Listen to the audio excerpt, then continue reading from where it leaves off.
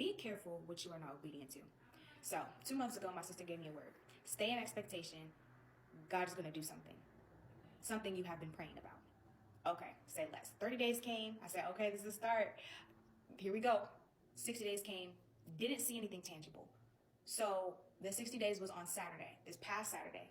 And this whole week I have been in his presence, in his face, trying not to lose faith. I'm literally like, it's almost like my head is just right above water. I'm not drowning, but I'm trying to keep my head afloat, because even through the prayer, I said, God, I surrender. Even through all of that, even through the worship, in the back of my mind, I am asking, as a daughter who asks their father about a promise that they didn't fulfill, or I felt like, give me something, God. I don't understand. Help me.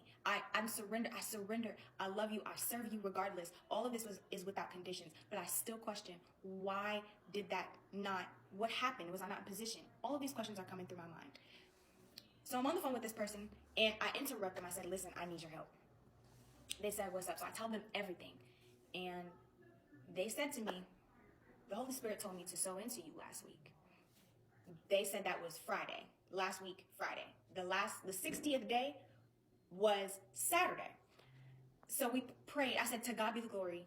Any way you bless me, I'll be satisfied. So I said, thank you. I didn't make anything of it. So we prayed.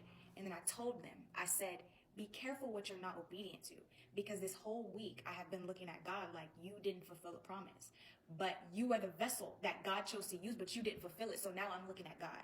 And it reminds me of every time that anybody thought God failed them because we did not move when we were supposed to move, because we didn't get up at 3 o'clock in the morning because it was too inconvenient, because we didn't sow a seed because it was too uncomfortable for us, or because, again, it was too inconvenient for us to sow that much, because we didn't cover, because we didn't move when God tells us to move. And in Ezekiel, he said the blood will be on your hands. God can do it without a vessel, but he won't. He uses vessels to move, to bless, to show miracles, signs, and wonders. And so be careful what you are not obedient to, because you could be a promise fulfilled before someone's very eyes. And when you don't fulfill it, they're going to automatically look at God. And I'm not saying that that was what God was going to do, but it could have shifted something. It could have catapulted something, because it wasn't the sowing. It was something specifically that they were supposed to sow into, that I have been praying and praying and praying and praying and praying about. So you have to be, because you don't know what it will cause, what type of shift it will cause, what type of stance that you are positioning yourself into when God tells you to move. And I'm not just talking about money. I'm talking about when he tells you to get up and pray. I'm talking about when he tells you to go be supportive to your leader, to the people surrounding you, to friends. I'm talking about when he tells you to show up to an event.